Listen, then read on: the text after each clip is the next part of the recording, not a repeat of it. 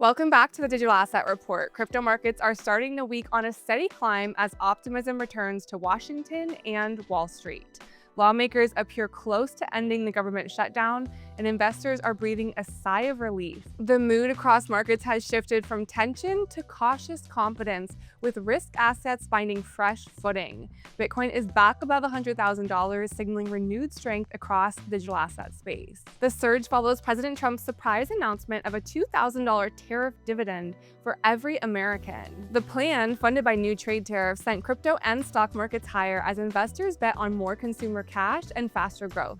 The total crypto market cap jumped to $3.5 trillion within hours of the news. In a major policy shift, the U.S. Treasury and the IRS have cleared crypto exchange-traded products to stake digital assets and share rewards with investors. The new guidance allows regulated funds holding Ethereum, Cardano, and Solana to participate directly in staking programs and distribute those rewards to retail investors. Treasury Secretary Scott Bessent says the change will boost innovation and keep the United States ahead in blockchain technology. Take a listen. We will take a close look at regulatory impediments to blockchain, stablecoins, and new payment systems. And we will consider reforms to unleash the awesome power of the American capital markets. Americans deserve a financial services industry that works for all Americans, including and especially Main Street. The Treasury's move builds on earlier tax guidance around staking income and marks another key step in the administration's effort to integrate digital assets into traditional finance. In Washington, the Senate reached a tentative deal to end the 40-day shutdown. The agreement funds the government through January and includes a promise to vote on healthcare subsidies later this year. Airports and federal offices could reopen within days once the House signs off. Across the Atlantic, the Bank of England is moving ahead with its new stablecoin regime.